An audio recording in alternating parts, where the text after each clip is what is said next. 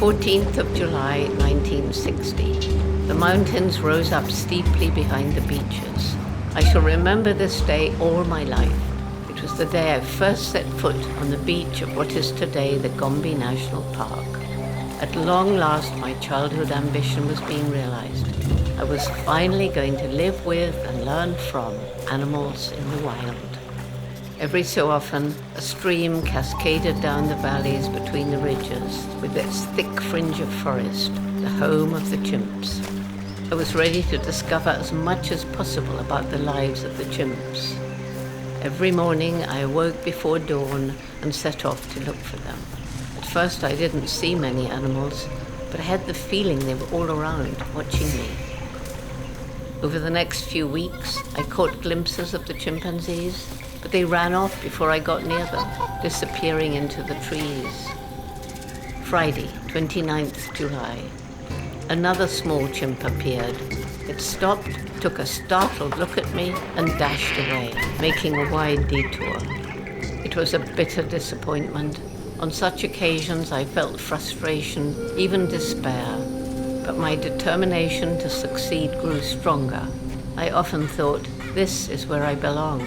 This is what I came into the world to do. Not far from camp, I discovered a peak overlooking two valleys. From this high vantage place, I had a splendid view in all directions. Up above the thick forest of the valleys, I was finally able to watch the chimpanzees over long distances. I sometimes slept up there if they'd nested nearby, so I would be close to them in the morning. Tuesday, 16th August. Returned to the highest point and sat there, waiting. From my peak, I was able to gradually piece together the daily behavior of the chimpanzees. I would watch them traveling on the ground or through the trees. One day from the peak, I spotted 4 chimpanzees feeding.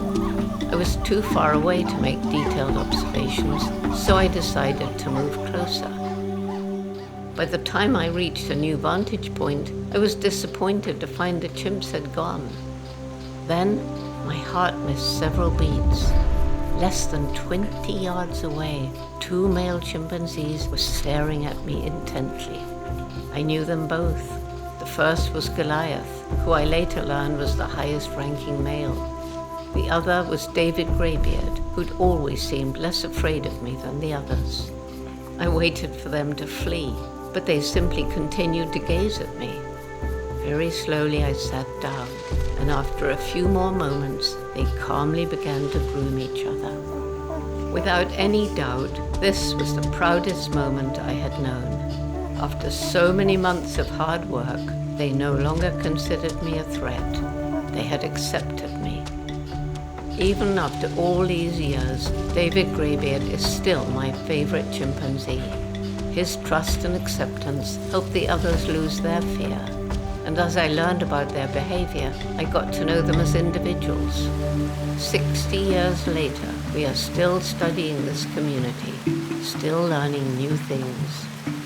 At waterfalls like this one, chimpanzees often perform a special display, swaying, throwing rocks, and afterwards watching the water as it falls, passes them, and flows on and away.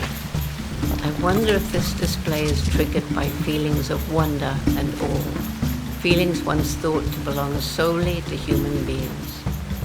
Chimpanzees blur the line once thought to divide humans from the rest of the animal world. As we continue to study these amazing beings, we not only learn more about them, but about ourselves as well.